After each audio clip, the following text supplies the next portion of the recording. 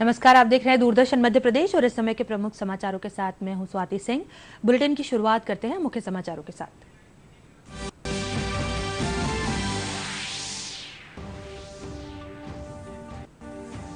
मध्य प्रदेश में मंत्रिमंडल का हुआ विस्तार। राज्यपाल ने 20 को कैबिनेट तो 8 को दिलाई राज्य मंत्री पद की शपथ। अब शिवराज कैबिनेट में हुए कुल 33 मंत्री।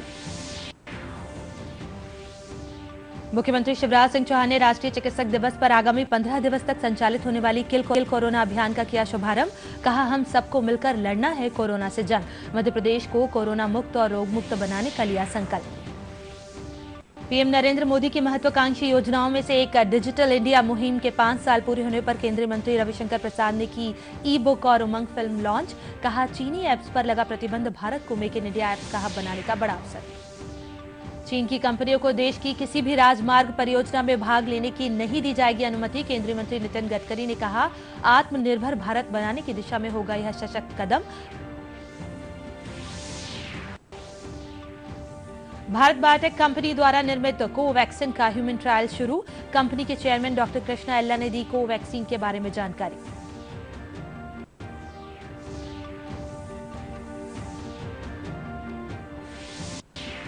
और राष्ट्रीय चिकित्सक दिवस पर प्रमुख सचिव स्वास्थ्य ने लॉयंस क्लब द्वारा भेंट किए गए 1000 पीपीई किट किए प्राप्त।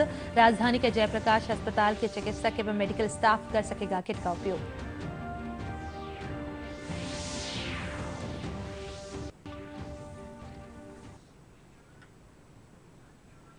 नमस्कार, अब समाचार विस्तार से। मध्य प्रदेश में मंत्रिमंडल का विस्तार किया गया है। गुरुवार को राज्यपाल आनंदीबेन पटेल ने 28 मंत्रियों को पद और गोपनीयता की शपथ दिलाई। 28 में से 20 को कैबिनेट और 8 को राज्य मंत्री पद की शपथ दिलाई गई। मंत्रिमंडल में कई नए पुराने चेहरों को जगह मिली है। गोपाल भार्गव, विजय शाह, जगदीश देवड़ा, बिसाहुलाल सिंह, यशोधरा राजे सिंधिया, भूपेंद्र सिंह, एंदल सिंह कशाना, ब्रजेंद्र प्रताप सिंह, विश्वास सारंग, इमरती देवी, प्रभुराम चौधरी, महेंद्र सिंह सिसोदिया, प्रद्युमन सिंह तोमर को भी शपथ दिलवाई गई। तो वहीं प्रेम सिंह पटेल, ओम प्रकाश शकलेचा, उषा ठाकुर, अरविंद भदौरिया, मोहन यादव, हरदीप सिंह डंग, राजवर्धन सिंह दंतीगांव को कैबिनेट मंत्री बनाया गया है। वहीं 8 राज्य मंत्री भरत सिंह कुशवाहा, इंदर सिंह परमार, रामखिलावन पटेल, रामकिशोर कामरे, ब्रजेंद्र सिंह यादव, गिरिराज दंडोतिया, सुरेश धाकड़, ओपीएस भदौरिया बनाए गए हैं। मंत्रिमंडल विस्तार में 3 महिलाओं को भी मंत्री बनाया गया है। यशोधरा राजे सिंधिया, इमरती देवी और उषा ठाकुर ने भी मंत्री पद की शपथ ली। मीना सिंह पहले ही बन चुकी है मंत्री। इन तीनों को मिलाकर अब शिवराज कैबिनेट में 4 महिलाएं मंत्री हैं। मंत्रिमंडल विस्तार के दौरान मुख्यमंत्री शिवराज सिंह चौहान, केंद्रीय मंत्री नरेंद्र सिंह तोमर, भाजपा के वरिष्ठ नेता और राज्यसभा सांसद ज्योतिरादित्य सिंधिया समेत प्रदेश सरकार के कई मंत्री शामिल हुए। स्थापित भारत के संविधान के प्रति सच्ची श्रद्धा और निष्ठा रखूंगा। मैं भारत की प्रभुता और अखंडता अक्षुण्ण रखूंगा। मैं मध्य प्रदेश राज्य के मंत्री के रूप में अपने कर्तव्यों का श्रद्धापूर्वक और शुद्ध अंतःकरण से निर्वहन करूंगा तथा मैं भय या पक्षपात, अनुराग या द्वेष के बिना सभी प्रकार के लोगों के प्रति संविधान और विधि के अनुसार न्याय करूंगा। मध्य प्रदेश में आज हुए मंत्रिमंडल विस्तार में कुल गोपनीयता की शपथ ली है, जिसमें कि 20 कैबिनेट और 8 राज्य मंत्री शामिल हैं, जिसमें से 12 ऐसे लोगों को शपथ दिलाई गई है जो कि कांग्रेस से टूटकर बीजेपी में शामिल हुए थे। मध्य प्रदेश में विधानसभा की सीटों के हिसाब से मंत्रिपरिषद की संख्या मुख्यमंत्री को मिलाकर 35 तक की जा सकती है। अब 33 मंत्रियों ने शपथ अभी तक मध्य प्रदेश में ले ली है। कैमरा पर्सन विजय शर्मा के साथ अजीत द्विवेदी, डीडी न्यूज, भोपाल। अभी हमारे संवाददाता अजीत द्विवेदी इस बारे में जानकारी दे रहे थे। आइए उनसे और अधिक जानकारी के लिए बात करते हैं। जी अजीत, इस संबंध में और क्या ताजा जानकारी आपके पास है?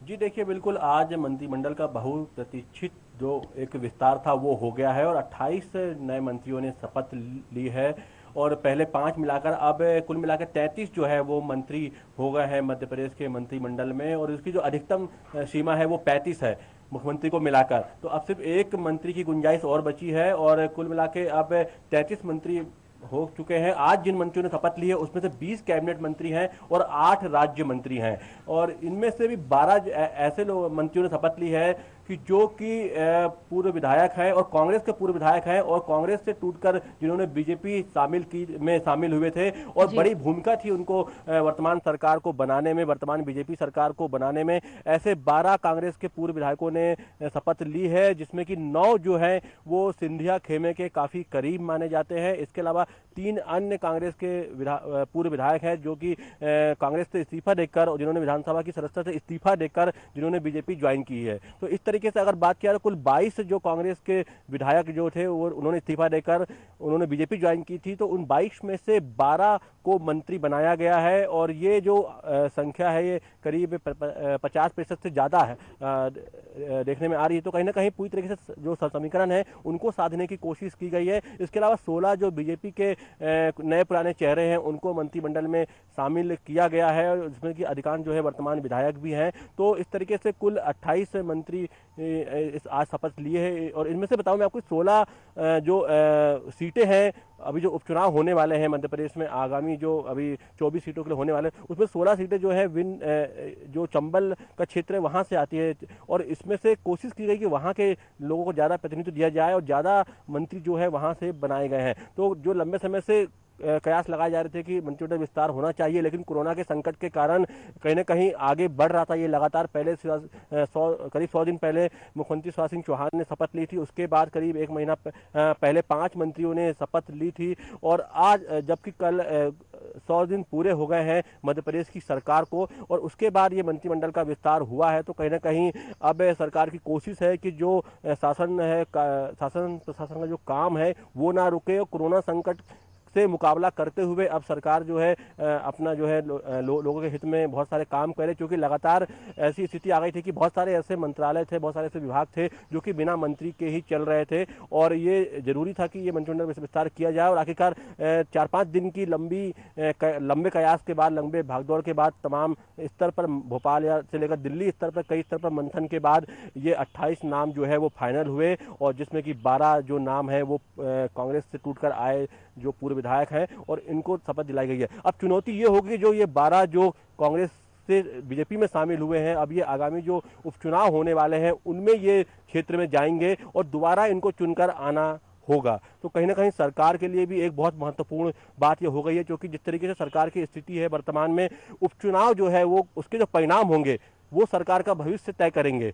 तो उसमें सरकार को कोशिश करनी पड़ेगी कि कम से कम 50% से ज़्यादा सीटें जो है वो सरकार जीते, बीजेपी जीते, तब बीजेपी की सरकार जो है वो बनी रह पाएगी और आगे 4 साल तक चल पाएगी। क्योंकि वर्तमान जो गणित है वो कहीं ना कहीं भले कांग्रेस की बहुत कम सीटें बची हैं, क्योंकि 22 जो उनके सदस्यों ने इस्तीफा दे दिया था विधानसभा सदस्य से और कांग्रेस से, उसके बाद जो है बीजेपी भी ने बहुमत हासिल कर लिया था, लेकिन फिर भी उपचुनाव के नतीजे जो है वो गेम चेंजिंग फैक्टर साबित हो सकते हैं और इसीलिए को देखते हुए जो मंत्रिमंडल विस्तार में ऐसे क्षेत्रों को विशेष प्रतिनिधित्व दिया गया है जहां पर कि आने वाले समय में विधानसभा के उपचुनाव हो सकते हैं 24 सीटों के लिए और इसमें सिंधिया गुट को विशेष तरजीह दी गई है, क्योंकि सिंधिया का बहुत बड़ा योगदान था मध्य प्रदेश में बीजेपी की सरकार बनाने में और उनके जो खास विधायक जो पूर्व विधायक जो इस्तीफा देकर आए थे बीजेपी में, उनमें से अधिकांश को मंत्री पद दिया गया है और कहीं ना कहीं ये साधने की कोशिश की गई है कि अब जो बीजेपी में और जो सिंधिया गुट दोनों एक हो गए, एक है और एक बीजेपी है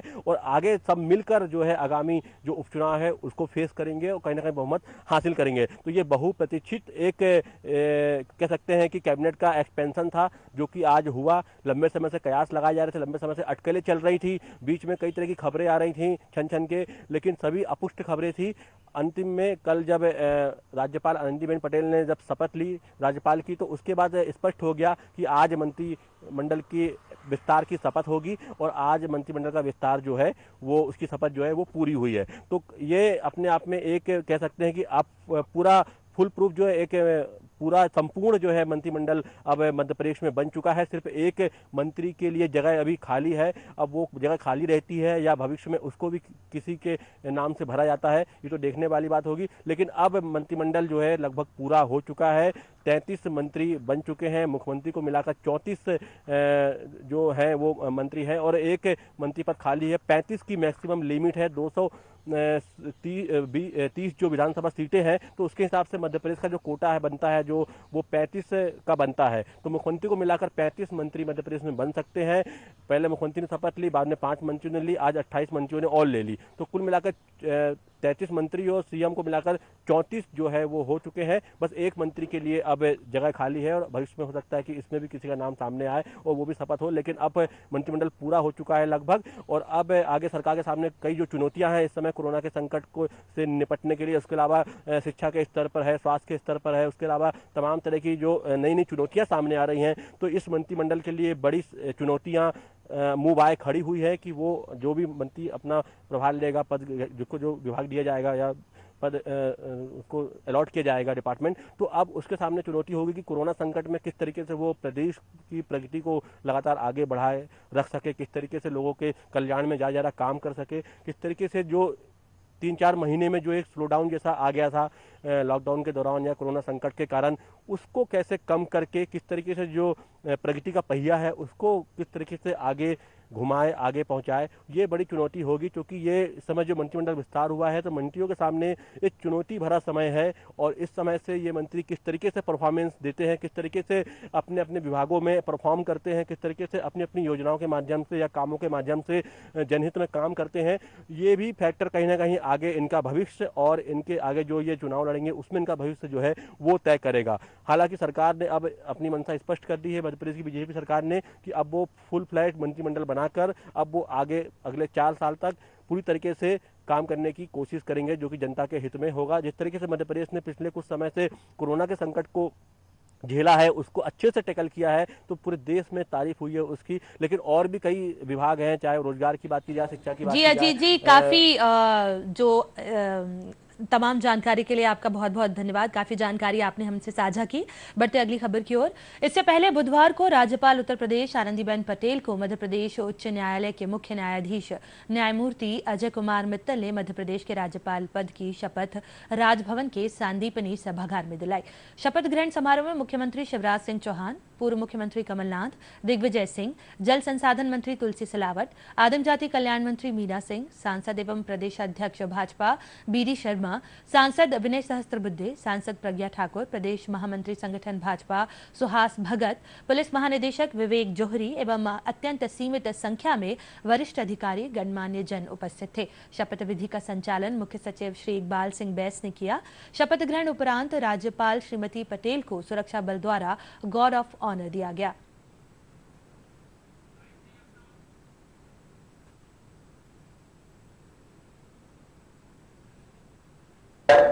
मैं आनंदीबेन पटेल ईश्वर की शपथ लेती हूँ कि मैं सत्यनिष्ठा से प्रतिज्ञान करती हूँ श्रद्धा पूर्वक मध्य प्रदेश के राज्यपाल के पद का कार्यपालन अथवा राज्यपाल के कृत्य का निर्वहन करूंगी तथा अपनी पूरी योग्यता से संविधान और विधि का परिरक्षण, संरक्षण और प्रतिरक्षण करूंगी और मैं मध्य प्रदेश की जनता की सेवा और कल्याण में निरत रहूंगी।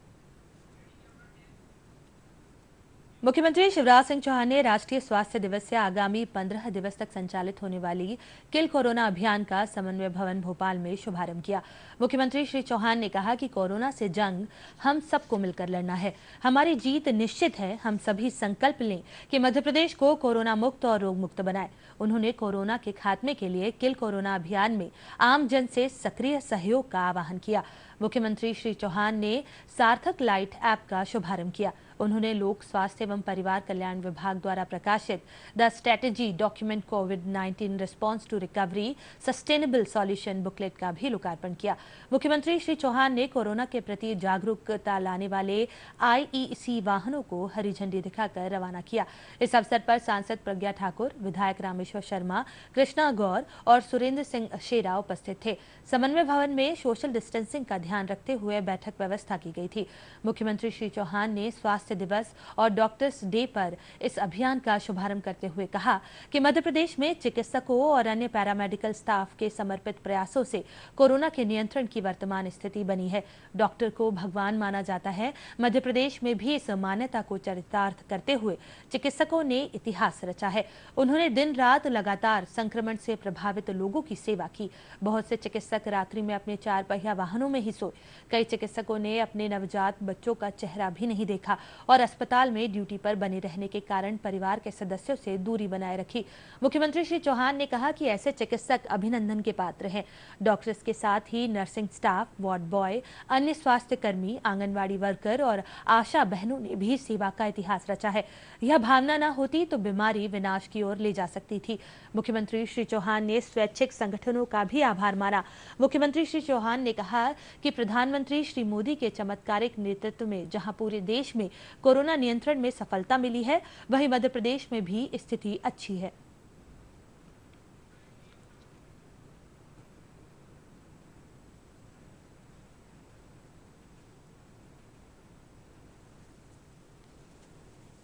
और कोरोना काल में तुमने सेवा का एक नया इतिहास रचा है। डॉक्टर्स की कहानी अगर आप पढ़ें तो कई डॉक्टर्स हमारे ऐसे जिनमें भोपाल के मित्र भी शामिल हैं। दिन रात लगातार कोरोना संक्रमण से प्रभावित हमारे बहन और भाइयों की सेवा में लगे रहे। कई तो ऐसे थे कि जिन्होंने गाड़ी को ही अपना घर बना लिया। रात को सोना भी बंद, परिवार से मिलने नहीं गए। घर में लाडली लक्ष्मी आई, बिटिया का जन्म हुआ तो 15 दिन तक उसका चेहरा भी देखने नहीं जा पाए। आज मैं प्रदेश की 7.5 करोड़ जनता की ओर से ऐसे सारे चिकित्सक मित्रों का हृदय से स्वागत करता हूं, अभिनंदन करता हूं।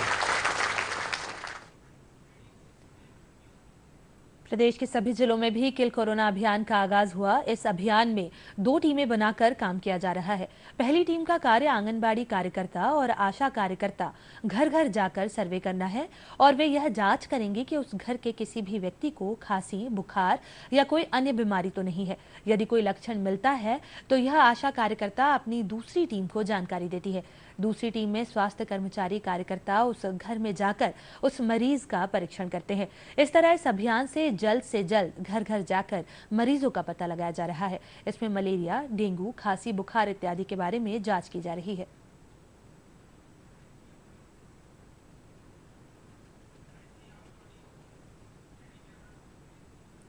केंद्र की मोदी सरकार ने अलग अलग तरीके के 59 मोबाइल ऐप्स को देश की संप्रभुता, अखंडता और राष्ट्रीय सुरक्षा के लिए पूर्वाग्रह रखने वाला बताते हुए उन पर बैन लगा दिया है, जिसमें चीन के ऐप टिकटॉक, शेयर इट और वी चैट जैसे ऐप भी शामिल है। केंद्रीय मंत्री रविशंकर प्रसाद ने कहा कि चीनी ऐप्स पर हमने जो प्रतिबंध लगाया है, यह एक बड़ा अवसर है जिससे हम भारतीयों द्वारा बनाए गए अच्छे ऐप के साथ मार्केट में ला सकते हैं। उन्होंने कहा कि हमें कई कारणों से अपने एजेंडे पर चलने वाले विदेशी ऐप्स पर निर्भरता को रोकना है। केंद्रीय मंत्री रविशंकर प्रसाद ने पीएम नरेंद्र मोदी की महत्वाकांक्षी योजनाओं में शामिल डिजिटल इंडिया मुहिम के 5 साल पूरे होने के मौके पर डिजिटल इंडिया एट 5 साल फिल्म, डिजिटल भारत आत्मनिर्भर भारत के 5 साल पर ई बुक और उमंग फिल्म को लॉन्च भी किया। इस मौके पर उन्होंने कहा कि भारत के पास टैलेंट की कमी नहीं है, सरकार की ओर से उन्हें प्रोत्साहन दिया जा रहा है।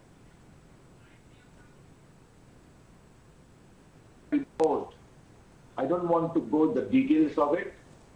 An emergency power has been exercised and the legal process has been followed. But I think it's a great opportunity. Can we come with good apps made by Indians? Atmanirbhar Bharat. Let the dependence on these foreign apps with their own agenda for a variety of reasons must stop. Let us take this as an opportunity that India केंद्रीय मंत्री नितिन गडकरी ने कहा कि चीन की कंपनियों को देश की किसी भी राजमार्ग परियोजना में भाग लेने की अनुमति नहीं दी जाएगी। उन्होंने कहा कि इसमें संयुक्त कंपनियां भी शामिल होंगी। केंद्रीय मंत्री नितिन गडकरी ने कहा कि सरकार यह सुनिश्चित करेगी कि चीन की कंपनियां सूक्ष्म, लघु और मध्यम उद्योगों जैसे किसी भी क्षेत्र में प्रवेश नहीं कर पाए। उन्होंने कहा कि यह आत्मनिर्भर भारत बनाने की दिशा में एक कदम है। केंद्रीय मंत्री ने कहा कि सड़क निर्माण के लिए ऐसी किसी भी कंपनी को अनुमति नहीं दी जाएगी जिसमें चीन की भागीदारी हो। साथ ही उन्होंने कहा कि चीन की कंपनियों पर प्रतिबंध लगाने की नीति जल्द ही जारी की जाएगी और राजमार्ग परियोजना के प्रावधानों में छूट देकर भारतीय कंपनियों के भाग लेने की योग्यता में वृद्धि की जाएगी।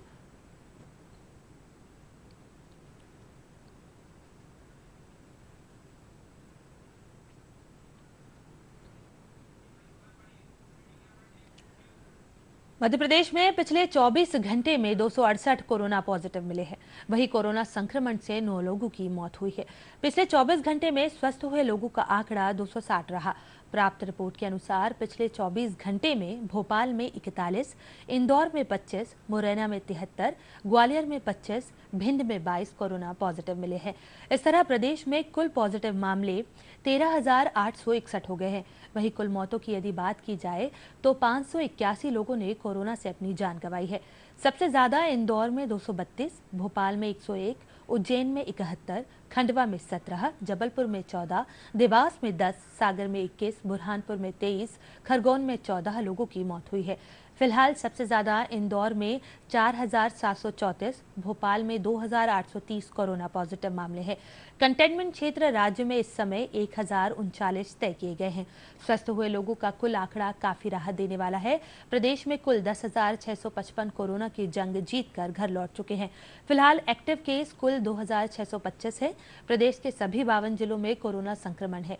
राहत की खबर, वर्तमान में एक्टिव केसेस का आंकड़ा कुल स्वस्थ हुए लोगों के आंकड़े से कम है।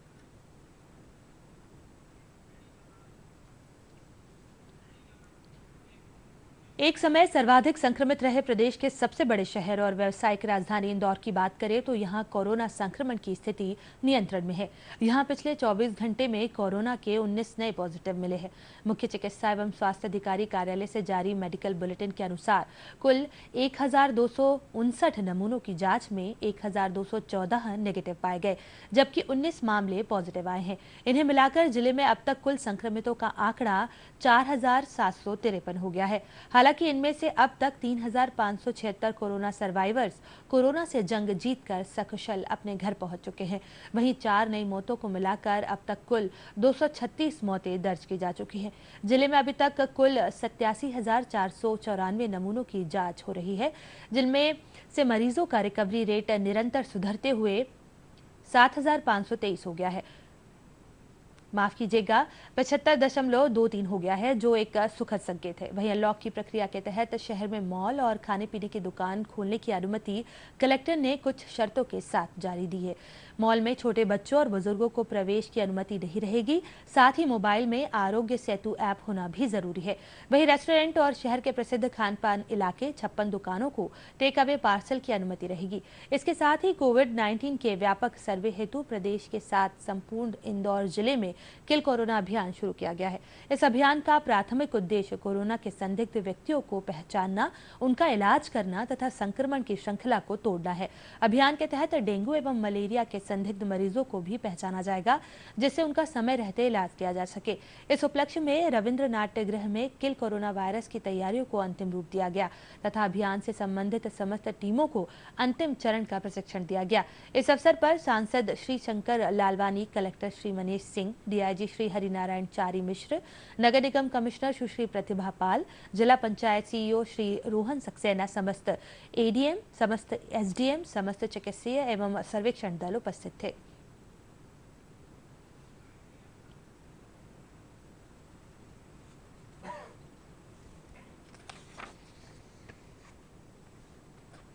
मुख्यमंत्री जी ने और शासन ने निर्देश दिए हैं कि 1 से 15 तक पूरे प्रदेश में किल कोरोना अभियान चलेगा। उसमें हम लोग पिछले 5-6 दिनों से लगभग 5,000 स्टाफ को, सर्वे टीम्स को और ऊपर की जो दल हैं पायलट टीम्स, उनको ट्रेनिंग दे चुके हैं। आज फाइनल ब्रीफिंग सेशंस था। इसमें सभी कॉन्टैक्ट ट्रेसिंग टीम्स को बुलाया गया था, आरआरटीज को बुलाया गया था, सर्विलेंस डॉक्टर्स को बुलाया गया था सभी SDM ADM थे और इनको फिर से फाइनली ब्रीफिंग की है हम लोगों ने, किस प्रकार से कोरोना के पेशेंट्स को आइडेंटिफाई करना है, किस प्रकार से सार्थक ऐप में एंट्री करनी है और किस प्रकार से उनका अगर ज़रूरत पड़े तो हॉस्पिटलाइजेशन करना है या उनका ट्रीटमेंट करना है। इसी प्रकार इस अभियान में एक खास बात ये भी है कि कोरोना के साथ साथ मलेरिया और डेंगू के भी आइडेंटिफिकेशन हम लोग कर रहे हैं। उसके लिए भी पैरेलल टीम्स लगाई गई हैं। 15 दिन तक हम लोग मलेरिया और डेंगू के आइडेंटिफिकेशन करके मलेरिया की सैम्पलिंग टेस्टिंग मौके पर ही हो जाएगी और उसको अगर मलेरिया निकलता है तो मौके पे ही इलाज दे दिया जाएगा, दवाइयाँ दे दी जाएंगी उसको।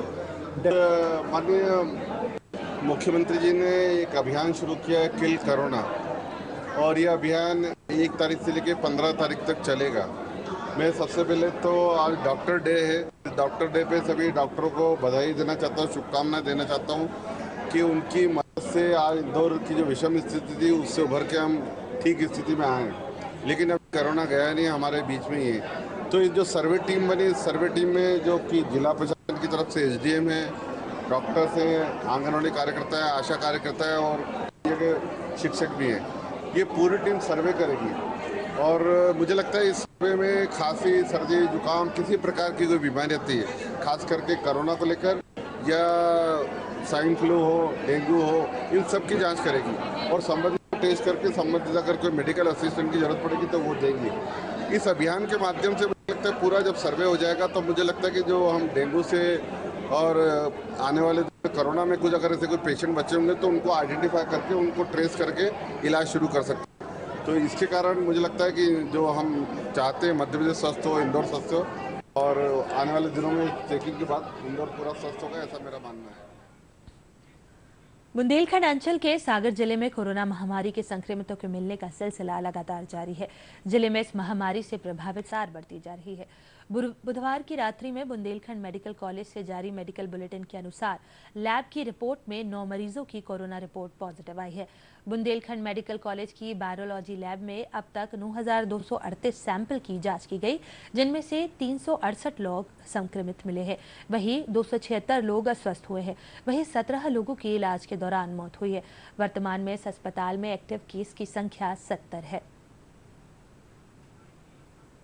दिनांक 1/7/2020 को बुंदेलखंड की वायरोलॉजी लैब से जो परिणाम प्राप्त हुए हैं, इसमें सागर से कोरोना की 9 लोगों की जो रिपोर्ट है वो पॉजिटिव पाई गई है। सभी मरीजों को BMC शिफ्ट किया जा रहा है। इसके अलावा अच्छी खबर एक ये है कि आज खासतौर पर डॉक्टर्स डे है, तो आज 13 लोग जो स्वस्थ हो गए थे, अपने यहाँ इलाज जिनका चल रहा था, इनको डिस्चार्ज कर दिया गया। जबलपुर कलेक्टर भरत यादव ने जिले में कोरोना की स्थिति एवं व्यवस्थाओं की प्रेस ब्रीफिंग में जानकारी दी। इस दौरान उन्होंने अनलॉक 2.0 में किए गए प्रावधानों के बारे में भी बताया। हो रही है। आज अभी तक 239 सैंपल भेजे गए। आज दिनांक तक भेजे गए कुल सैंपल 13,128। आज भेजे गए पूल सैंपल 70। आज दिनांक तक कुल पूल सैंपल 774। किल कोरोना अभियान आज से शुरू हुआ है, तो अब सैंपलों की संख्या कल से काफी हद तक बढ़ने वाली है, पूल सैंपलों की भी और अन्य सैंपलों की। आज स्वस्थ होकर डिस्चार्ज हुए व्यक्ति 5। आज दिनांक तक कुल स्वस्थ होकर डिस्चार्ज हुए व्यक्ति 328। 24 घंटे में संक्रमित व्यक्तियों की संख्या 7। बचे हुए एक्टिव केस 70। आज दिनांक तक कुल संक्रमित व्यक्तियों की संख्या 412। आज दिनांक तक कुल मृत मरीजों की संख्या 14। कुल सस्पेक्टेड व्यक्ति 311। कुल एक्टिव कंटेनमेंट 14। संस्थागत क्वारंटीन 402। Home quarantine 3,480। आज से किल कोरोना अभियान, जिसमें एक एक घर का सर्वे होना है, शुरुआत हुई है। माननीय जनप्रतिनिधियों, सांसद जी और अन्य माननीय जनप्रतिनिधियों के हस्ते ये कार्यक्रम का आज विक्टोरिया अस्पताल से शुभारंभ हुआ। आज हमारी 371 सर्वे टीम और करीब 2500 आशा आंगनबाड़ी कार्यकर्ताओं की टीम, पायलट टीम ने सर्वे शुरू किया। आज 31,204 घरों का सर्वे हुआ, जिसमें 1,62,519 लोगों का सर्वे हुआ, जिसमें 60 लोग ऐसे पाए गए जिसमें कोविड संभावित अन्य जो जिनको टीकाकरण नहीं हुआ या गर्भवती माताएं हैं उनका चेकअप होना है, ऐसे 58 लोग पाए गए। तो 118 लोग कोरोना वायरस के चलते देश में जारी प्रतिबंधों में राहत देने की श्रृंखला में केंद्र सरकार ने अनलॉक के दूसरे चरण की बुधवार 1 जुलाई से शुरुआत हो गई है। इस दौरान सरकार द्वारा जारी किए गए दिशा निर्देशों का सख्ती से पालन करवाया जा रहा है। ये दिशा निर्देश 31 जुलाई तक प्रभावी होंगे। अनलॉक पॉइंट 2 में रात्रि कर्फ्यू लागू रहेगा। इसकी अवधि रात 10 बजे से सुबह 5 बजे तक रहेगी। सरकारी प्रशिक्षण संस्थानों को 15 जुलाई से खुलने की अनुमति दी गई है।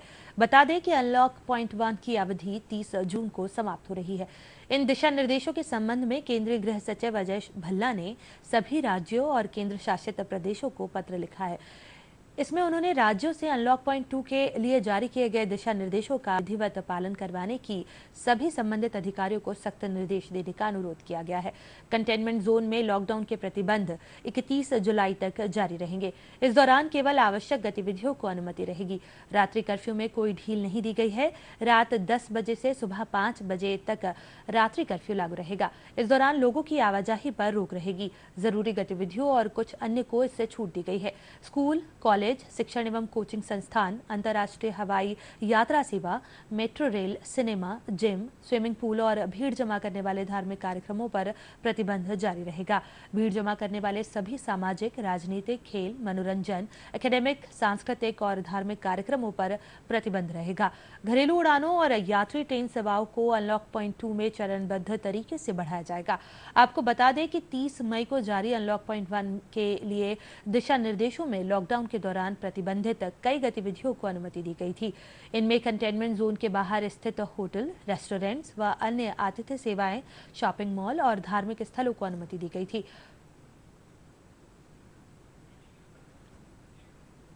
प्रधानमंत्री नरेंद्र मोदी ने मंगलवार को नोवेल कोरोना वायरस के वैक्सीन को लेकर की जा रही तैयारियों की समीक्षा करने के लिए एक उच्च स्तरीय बैठक की अध्यक्षता की। बैठक में इस बात पर चर्चा की गई कि कोरोना का टीका कब तक उपलब्ध हो सकेगा।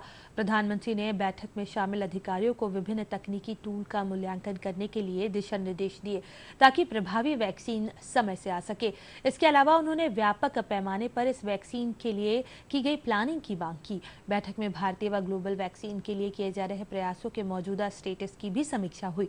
प्रधानमंत्री ने ग्लोबल कम्युनिटी के प्रति भारत की प्रतिबद्धता और जिम्मेदारी का जिक्र किया, जो कोविड-19 वैक्सीन बनाने के लिए हो रहे वैश्विक प्रयासों में महत्वपूर्ण भूमिका निभाएगा। पीएम केयर्स फंड ट्रस्ट ने पहले कोरोना वायरस वैक्सीन विकास के लिए 100 करोड़ रुपए आवंटित किए।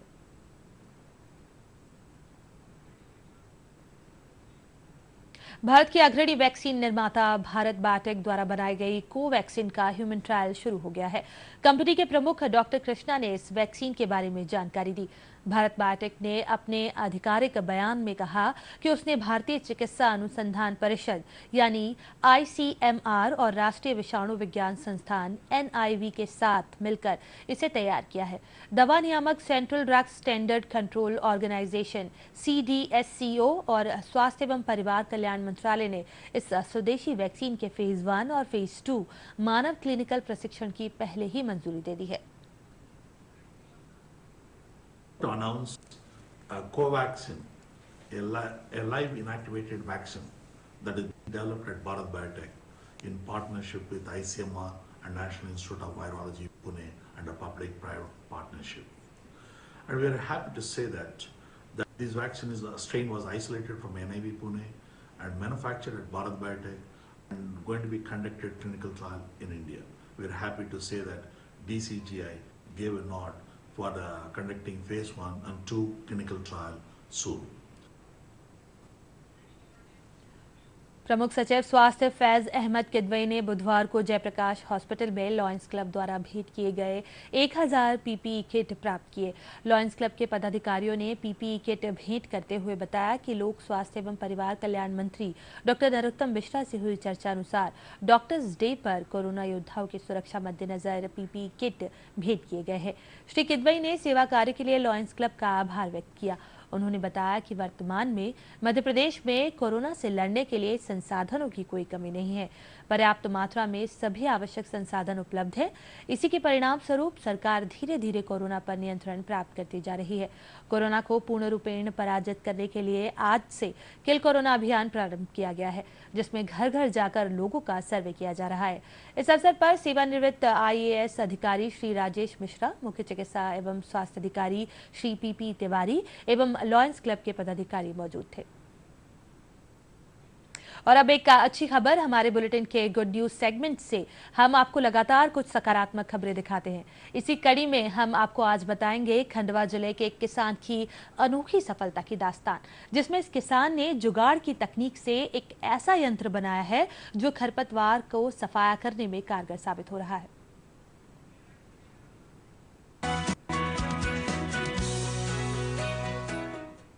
यह है खंडवा के पंधाना तहसील के ग्राम लछोरा में रहने वाले किसान गजानंद पटेल, जिन्होंने जुगाड़ तकनीक से मोटरसाइकिल में कृषि यंत्र जोड़कर कुलपनी करने के लिए देसी कृषि यंत्र बनाया है। गजानंद पहले अपने खेतों में खरपतवार से बहुत परेशान थे।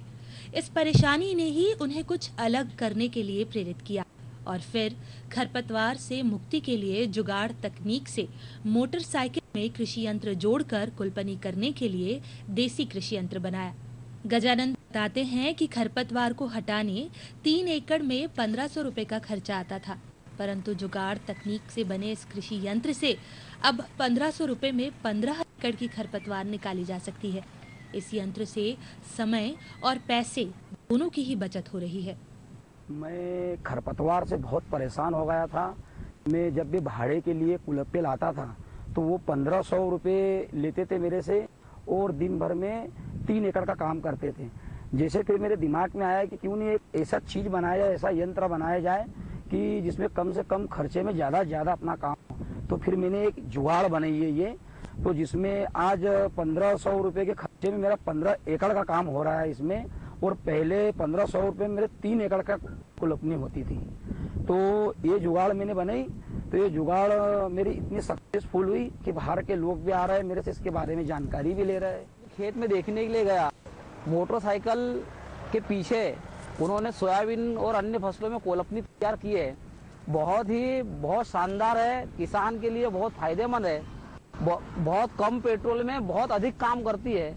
जो काम हम 100 मजदूरों से करते हैं वो काम 5 मजदूर एक दिन में करते हैं और उनका खर्च भी बहुत कम बैठता है।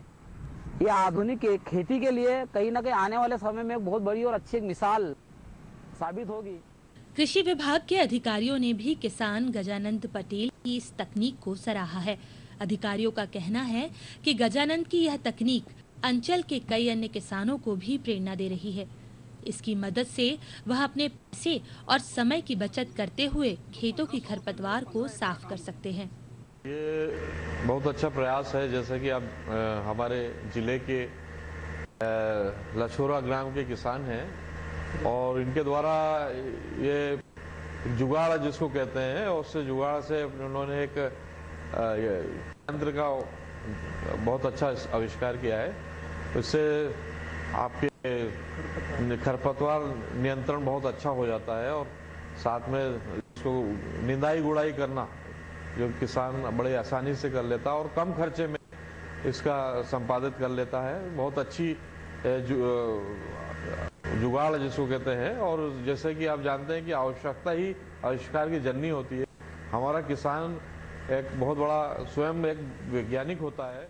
गजानंद पटेल की लगन, मेहनत और जुगाड़ तकनीक ने जिले ही नहीं प्रदेश के किसानों के सामने एक नई दिशा में आगे आने का रास्ता खोला है। इस तकनीक प्रयोग कर किसान भाई किफायती कीमत पर खरपतवार जैसी व्यापक समस्या से निजात पा सकते हैं। Bureau report, DD news, Bhopal.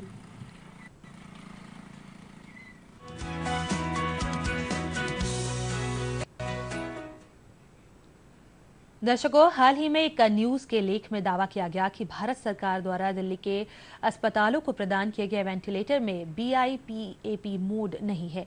PIB fact check की टीम ने जब इस लेख की सच्चाई का पता करने की कोशिश की तो पता चला कि इस तरह का दावा पूरी तरह से निराधार है। यह पूरी तरह से गलत है। भारत में किए गए वेंटिलेटर में BIPAP मोड और अन्य ऐसे मोड हैं जो तकनीकी विशिष्टताओं में निर्धारित किए गए हैं।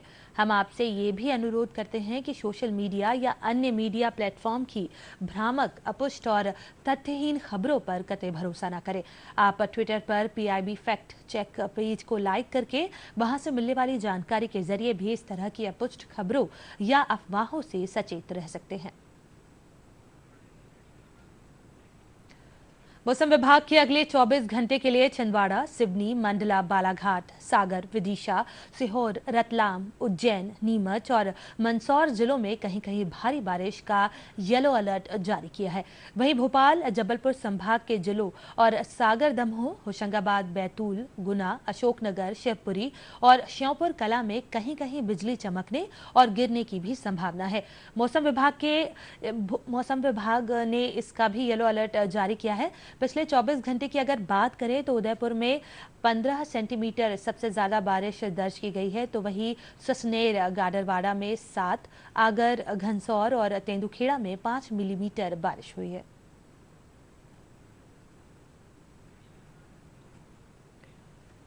प्रधानमंत्री नरेंद्र मोदी ने 1 जुलाई को डॉक्टर्स डे के अवसर पर देश के सभी डॉक्टर्स को सलाम किया है। प्रधानमंत्री मोदी ने अपने ट्वीट संदेश में कहा कि देश कोरोना के खिलाफ लड़ाई में सबसे आगे रहने वाले हमारे डॉक्टरों को सलाम करता है। इस ट्वीट के साथ ही प्रधानमंत्री मोदी ने 1 मिनट 2 सेकंड का एक वीडियो भी शेयर किया है। प्रधानमंत्री मोदी ने कहा, माँ हमें जन्म देती है तो कई बार डॉक्टर हमें पुनर्जन्म देता है। संकट की इस घड़ी में अस्पतालों में इस समय सफेद कपड़ों में दिख रहे डॉक्टर, नर्स ईश्वर का ही रूप है। अपने जीवन को खतरे में डालकर ये लोग हमारा जीवन बचा रहे हैं। डॉक्टर जिंदगी बचाते हैं और हम उनका ऋण कभी नहीं उतार सकते। ये हम सबका दायित्व है कि जो देश की सेवा करते हैं, जो देश के लिए खुद को खपाते हैं, उनका सार्वजनिक सम्मान हर पल होते रहना चाहिए।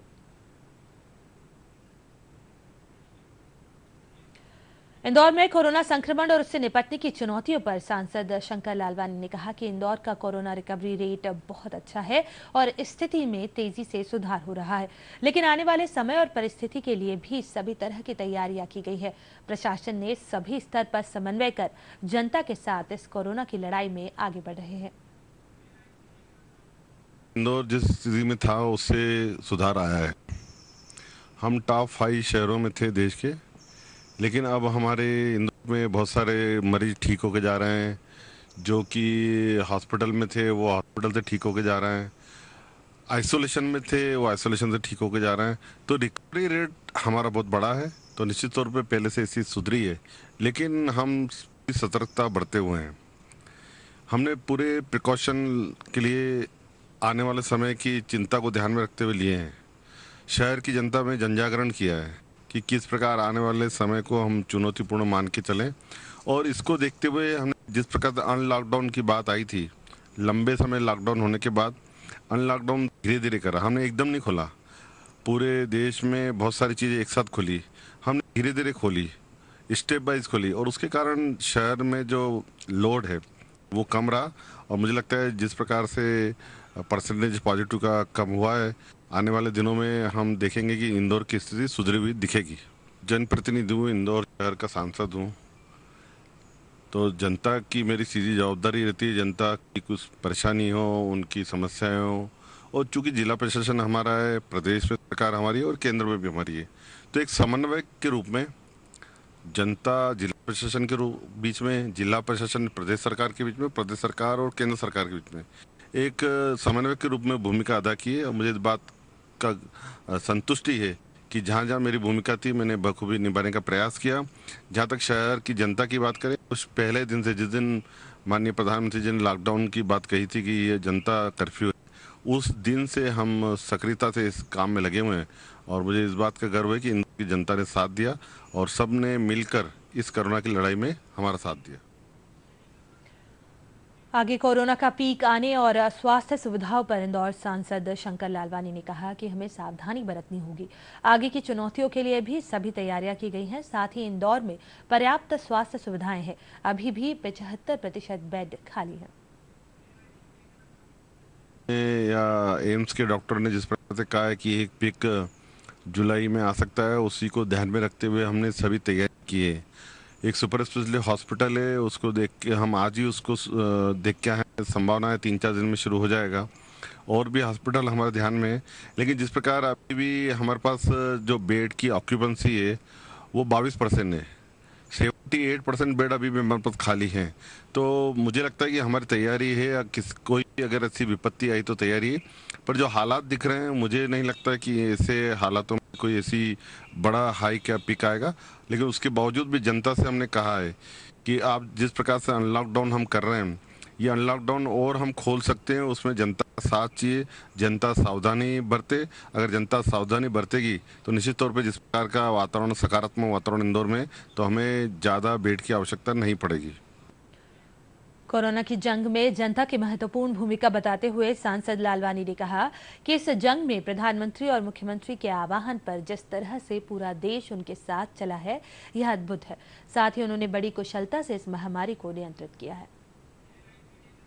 माननीय प्रधानमंत्री जी ने, माननीय मुख्यमंत्री जी ने जिस प्रकार से आह्वान जनता को किया था, और मैंने देखा कि जिस प्रकार माननीय प्रधानमंत्री जी आह्वान करते हैं, उस पूरा देश उनके साथ चलता है।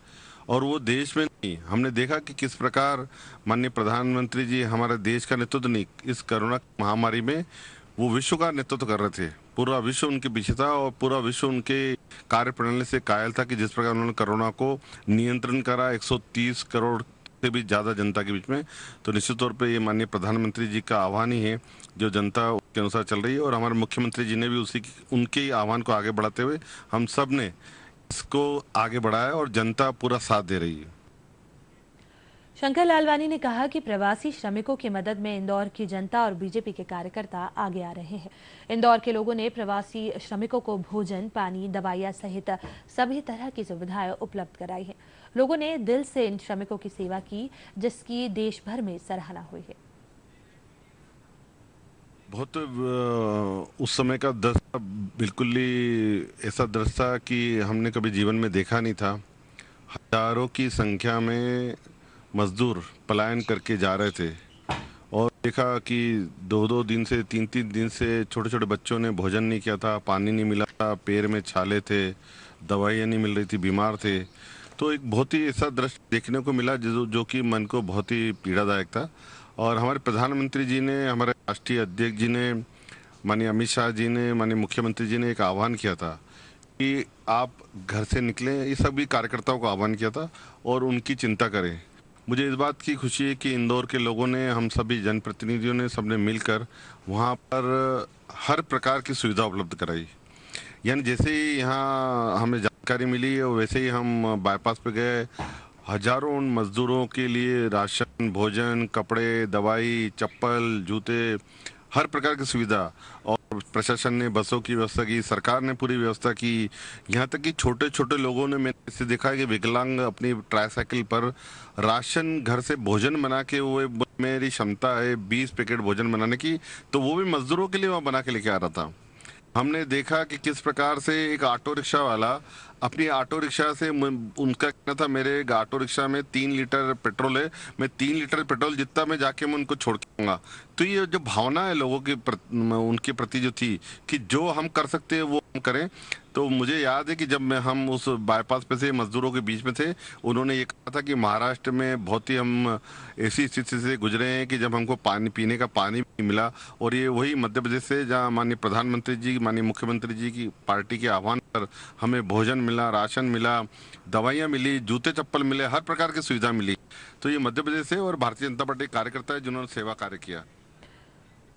दर्शकों, आपको बताना चाहते हैं कि दूरदर्शन मध्य प्रदेश के समाचार बुलेटिन सभी सोशल मीडिया प्लेटफॉर्म पर भी उपलब्ध है। आप YouTube में मध्य प्रदेश न्यूज दूरदर्शन पर जाकर समाचारों की लाइव स्ट्रीमिंग दोपहर 2 बजे, शाम 4 बजे 6 बजे और उर्दू बुलेटिन 6:30 पर देख सकते हैं। इसके साथ ही आप डीडी न्यूज़ मध्य प्रदेश के हिंदी और उर्दू समाचारों के लिए हमें Facebook, Twitter, DD news MP1 पर, इंस्टाग्राम एवं टेलीग्राम पर भी देख सकते हैं। और आइए अब देखते हैं 5 मिनट में इस वक्त की 15 बड़ी खबरें।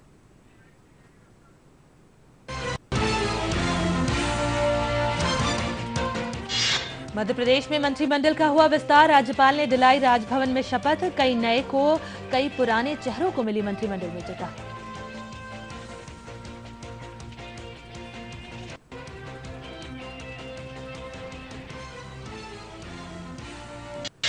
राज्यपाल ने 28 में से 20 को कैबिनेट तो 8 को दिलाई राज्य मंत्री पद की शपथ। गोपाल भार्गव, भूपेंद्र सिंह, यशोधरा राजे सिंधिया, विजय शाह बनाए गए कैबिनेट मंत्री।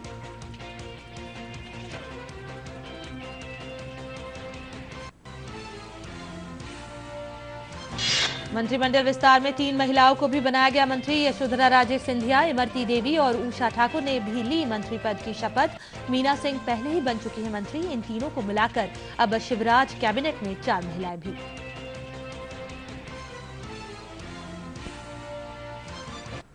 मंत्रिमंडल विस्तार के दौरान मुख्यमंत्री शिवराज सिंह चौहान, केंद्रीय मंत्री नरेंद्र सिंह तोमर, भाजपा के वरिष्ठ नेता ज्योतिरादित्य सिंधिया समेत प्रदेश सरकार के कई मंत्री भी हुए शामिल।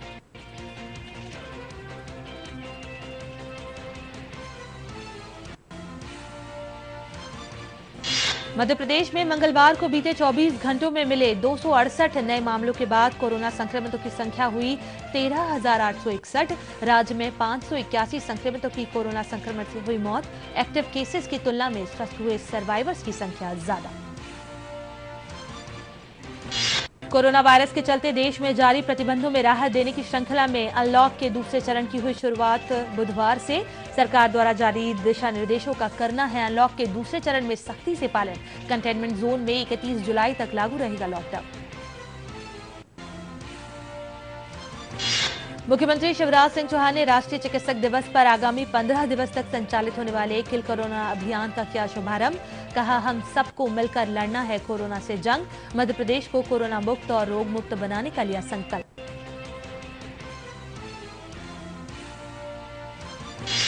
कोरोना संक्रमण के बीच अनेक जिलों में कोरोना सर्वाइवर्स के स्वस्थ होने का सिलसिला जारी। प्रदेश के कई जिलों में कोरोना सर्वाइवर्स की रिपोर्ट नेगेटिव आने के बाद जिले हुए पूरी तरह कोरोना मुक्त। प्रशासनिक अमले और चिकित्सकों का जताया कोरोना सर्वाइवर्स ने आभार। भारत बायोटेक कंपनी द्वारा निर्मित कोवैक्सीन का ह्यूमन ट्रायल शुरू। कंपनी के चेयरमैन डॉक्टर कृष्णा एल्ला ने दी कोवैक्सीन के बारे में जानकारी। ICMR और नेशनल इंस्टीट्यूट ऑफ वायरोलॉजी के साथ मिलकर तैयार की गई है ये वैक्सीन।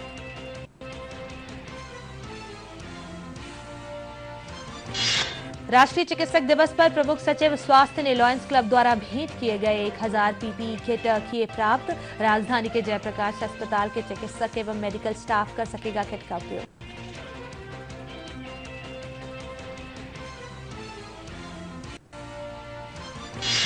प्रधानमंत्री नरेंद्र मोदी द्वारा शुरू की गई प्रधानमंत्री गरीब कल्याण रोजगार योजना को राज्य में मिल रहा है अच्छा प्रतिसाद। श्रमिकों में इस अभियान के शुरू होने से जागी एक उम्मीद की किरण। अपने गृहग्राम में ही मिल सकेगा रोजगार।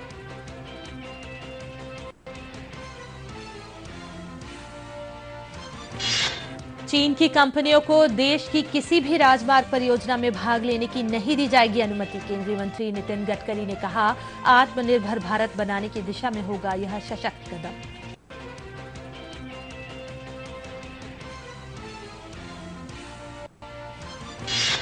पीएम नरेंद्र मोदी की महत्वाकांक्षी योजनाओं में से एक डिजिटल इंडिया मुहिम के 5 साल पूरे होने पर केंद्रीय मंत्री रविशंकर प्रसाद ने की ई-बुक और उमंग फिल्म लॉन्च। कहा, चीनी ऐप्स पर लगा प्रतिबंध भारत को मेक इन इंडिया ऐप्स का हब बनाने का बड़ा अवसर।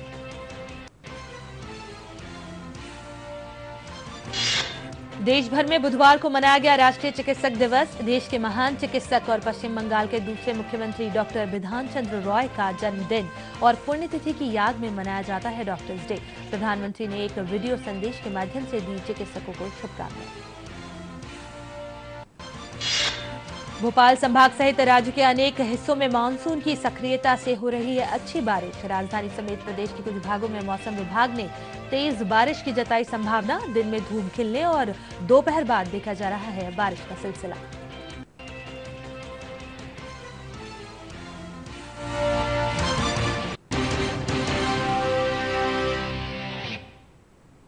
5 मिनट 15 खबरों में बस इतना ही और अंत में मुख्य समाचार एक बार फिर।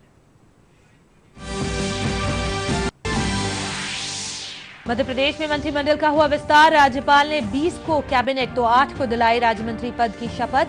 अब शिवराज कैबिनेट में हुए कुल 33 मंत्री।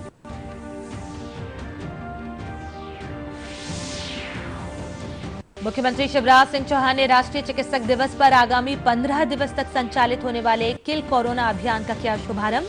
कहा, हम सबको मिलकर लड़ना है कोरोना से जंग। मध्य प्रदेश को कोरोना मुक्त और रोगमुक्त बनाने का लिया संकल्प। पीएम नरेंद्र मोदी की महत्वाकांक्षी योजनाओं में से एक डिजिटल इंडिया मुहिम के 5 साल पूरे होने पर केंद्रीय मंत्री रविशंकर प्रसाद ने ई बुक और उमंग फिल्म लॉन्च। कहा, चीनी ऐप्स पर लगा प्रतिबंध भारत को मेक इन इंडिया ऐप्स का हब बनाने का बड़ा अवसर। चीन की कंपनियों को देश की किसी भी राजमार्ग परियोजना में भाग लेने की नहीं दी जाएगी अनुमति। केंद्रीय मंत्री नितिन गडकरी ने कहा, आत्मनिर्भर भारत बनाने की दिशा में होगा यह सशक्त कदम।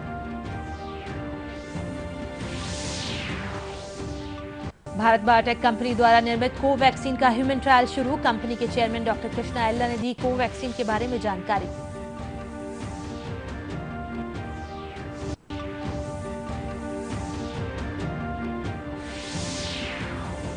और राष्ट्रीय चिकित्सक दिवस पर प्रमुख सचिव स्वास्थ्य ने लॉयंस क्लब द्वारा भेंट किए गए 1000 पीपीई किट किए प्राप्त। राजधानी के जयप्रकाश अस्पताल के चिकित्सक एवं मेडिकल स्टाफ कर सकेगा किट का उपयोग।